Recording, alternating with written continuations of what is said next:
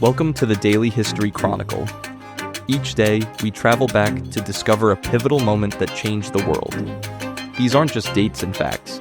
They're stories of courage, conflict, innovation, and consequence that still echo through our lives today. Are you ready to explore? Let's see what happened on this day in history. I'm Richard Backus, publisher of University Teaching Edition, and every day I get to share a piece of history that I think you'll find as fascinating as I do. Today we're heading to Utah on December 5th, 1933, the day that state became the 36th to ratify the 21st Amendment, officially repealing prohibition and making alcohol legal again in America. And here's what fascinates me about this moment. This wasn't just about whether people could drink beer. This was about America doing something incredibly rare, admitting that a constitutional amendment passed with the best intentions just 14 years earlier had been a catastrophic mistake. Understanding why prohibition failed and why we repealed it teaches us something crucial about the limits of legislation, the nature of human behavior, and why we keep making the same mistakes with different substances. Picture this. It's December 5th, 1933, and across America, people are waiting for news from Utah. When that state's ratification convention votes yes, the 21st Amendment becomes law. Prohibition is over. You can legally buy a drink for the first time in nearly 14 years. In cities across the country, bars open their doors. Breweries that had been shuttered spring back to life. People celebrate in the streets. But here's the thing that I always wonder about. What did that moment feel like for the people who had fought so hard for prohibition in the first place? The temperance advocates, the religious leaders, the progressive reformers who genuinely believed that banning alcohol would solve America's social problems. Because they weren't villains.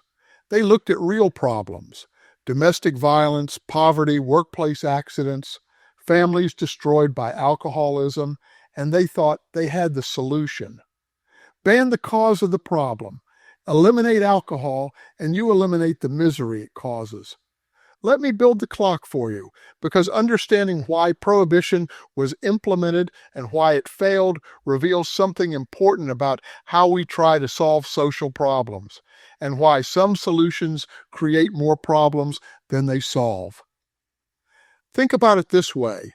The 18th Amendment, ratified in 1919, didn't just happen overnight.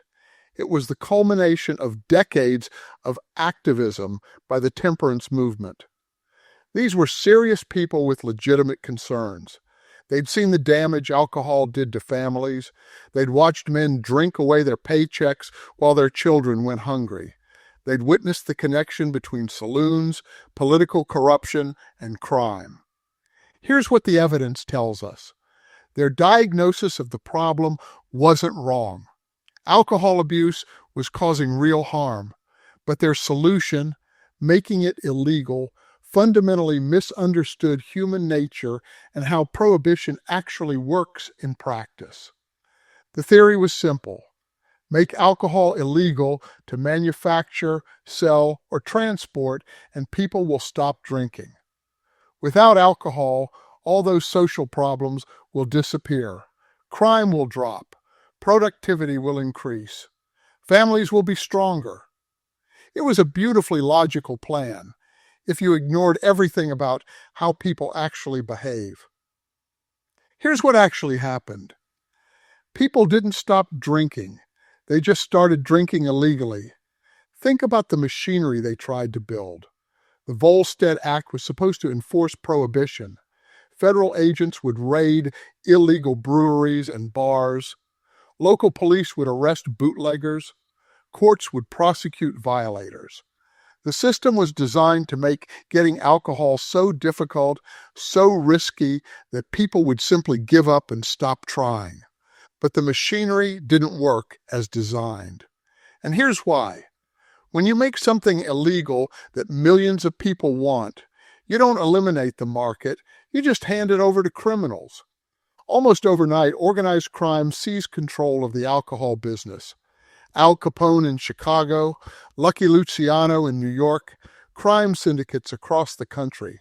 They became enormously wealthy and powerful by giving people what Prohibition said they couldn't have. Speakeasies, illegal bars, popped up everywhere. In New York City alone, there were estimated to be 30,000 speakeasies during Prohibition. Before Prohibition, there had been about 15,000 legal saloons. Think about what that means. Prohibition didn't reduce drinking establishments, it doubled them, and it put them entirely in the hands of criminals. I find myself thinking about the position law enforcement was in. As someone who worked in criminal investigation, I understand the impossible situation Prohibition created for police. You're trying to enforce a law that millions of citizens consider unjust. Your neighbors are breaking it. Maybe you're breaking it yourself. The criminals you're supposed to arrest are providing a service people want. And those criminals are so wealthy from bootlegging that they can afford to bribe judges, politicians, and even your fellow officers. The corruption was massive. Police took payoffs to ignore speakeasies. Judges dismissed cases. Politicians protected bootleggers. The entire system became corrupted because the law was unenforceable and, increasingly, seen as illegitimate. But here's where it gets even more troubling. Prohibition didn't just fail to stop drinking, it made drinking more dangerous. Without regulation, you never knew what you were getting. Some bootleg alcohol was safe, some was mixed with industrial alcohol or poisonous additives. People went blind, people died. The government's solution? They actually ordered manufacturers to add more poison to industrial alcohol to deter people from drinking it. Think about that. The government was poisoning alcohol to enforce prohibition, and people died as a result. And here's what the investigator in me notices. Prohibition didn't even achieve its stated goals. Alcohol consumption did drop initially, but then it started climbing back up. Domestic violence didn't disappear. Poverty didn't end. Meanwhile, you had new problems. Organized crime was more powerful than ever. Corruption was endemic. Respect for law was eroding, and prisons were overflowing with people whose only crime was wanting a drink.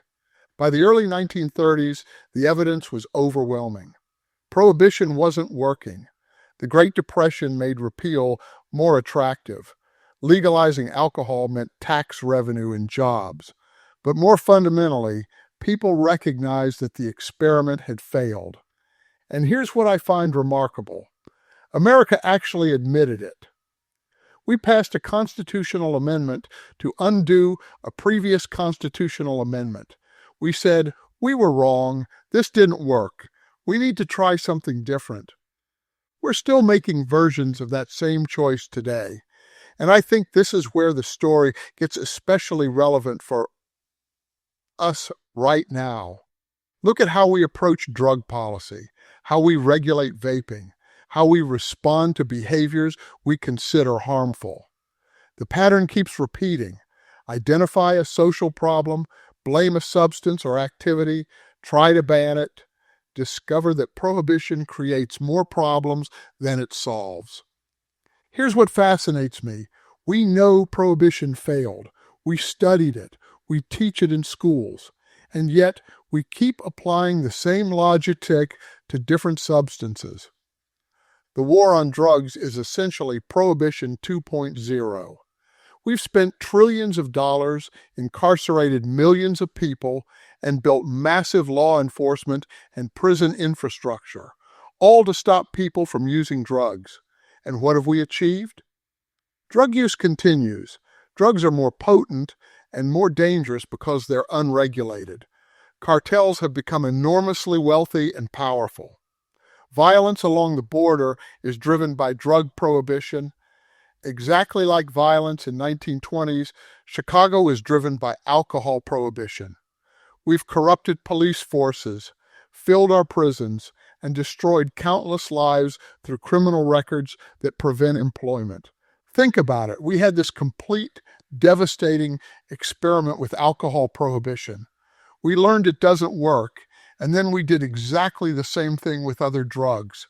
I find myself thinking about this a lot because the evidence is so clear. Portugal decriminalized all drugs in 2001. Drug use didn't skyrocket. In many categories, it actually decreased. Overdose deaths dropped. HIV infections dropped. People sought treatment instead of hiding from law enforcement. They addressed drug use as a public health problem rather than a criminal justice problem. Here's what troubles me. We have evidence about what works and what doesn't, but we keep choosing the approach that feels right: punishment, prohibition, criminalization, even though it demonstrably fails. The pattern repeats with other substances too. We try to ban vaping products, and a black market emerges selling more dangerous, unregulated versions. We try to ban certain types of weapons, and people find workarounds. We try to legislate morality, and we create criminals out of ordinary people. Now, I need to be clear. I'm not saying we should have no regulations. I'm not arguing that everything should be legal. What I'm saying is that prohibition, making something entirely illegal that millions of people want, has a long track record of failure. It doesn't eliminate the behavior. It just hands the market to criminals and creates all the problems that come with black markets. Think about the position we're in right now with drug policy.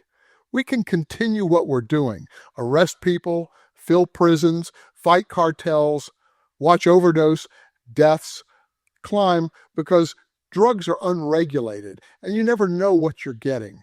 Or we can learn from prohibition. Regulation works better than prohibition. Treatment works better than incarceration. And you can't legislate your way out of human behavior you don't like. Here's what the evidence from prohibition tells us. When you make something illegal that people want, you don't eliminate it. You just make it more dangerous, more expensive, and more profitable for criminals. And you corrupt the legal system in the process. So as we think about that December day in 1933, when Utah's vote officially ended prohibition, I think the question for us isn't really about alcohol policy. The question is about whether we're willing to learn from history or whether we're condemned to keep repeating it. I respect the temperance advocates who fought for prohibition. They saw real problems and genuinely wanted to help. Their intentions were good, but they misunderstood something fundamental about human nature and social policy. You cannot successfully prohibit behaviors that millions of people choose to engage in. You can regulate them. You can educate people about risks. You can treat addiction as a health problem.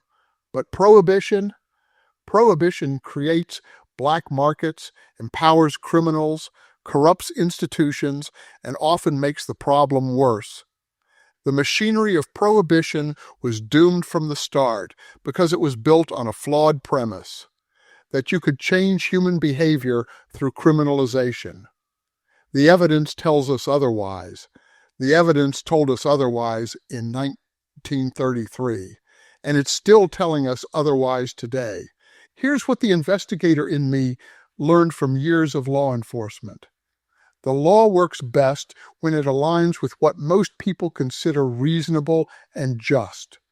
When you pass laws that millions of people consider unjust or ridiculous, those laws become unenforceable. And when laws become unenforceable, respect for all law begins to erode. I always come back to this principle.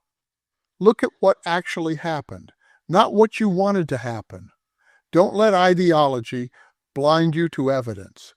Be willing to admit when something isn't working, even if you believed in it with your whole heart. America did something remarkable in 1933. We admitted we were wrong. We repealed a constitutional amendment. We said prohibition failed, and we need a different approach. That took courage. That took intellectual honesty. That took a willingness to follow evidence instead of ideology. The great philosopher George Santayana once wrote, "Those who cannot remember the past are condemned to repeat it." And here's why that matters today. Prohibition taught us that banning substances people want creates black markets, empowers criminals, corrupts institutions, and often causes more harm than the substance itself. We learned this lesson at tremendous cost: violence, corruption, death from poisoned alcohol, and erosion of respect for law. Yet here we are, nearly a century later, applying the same failed policy to other substances and wondering why we're getting the same results. The war on drugs has cost trillions of dollars and millions of lives and achieved the same outcomes as alcohol prohibition: unregulated dangerous products, powerful criminal organizations, endemic corruption, and overflowing prisons. If we cannot remember what prohibition taught us, we're condemned to keep repeating its failures with different substances, different generations, but the same tragic results. I'm Richard Backus, and this is the Daily History Chronicle. Tomorrow, we'll explore another moment that shaped our world. Until then, think about what it means to follow evidence instead of ideology, to admit when policies aren't working, and to learn from history instead of repeating it. Because that's what America did on this day in 1933. And it's what we need to do again today. Thank you for your time. If you enjoyed this episode, then please subscribe. If you really enjoyed it, then please tell a friend. I hope you will join me again tomorrow for more of our shared history on the Daily History Chronicle.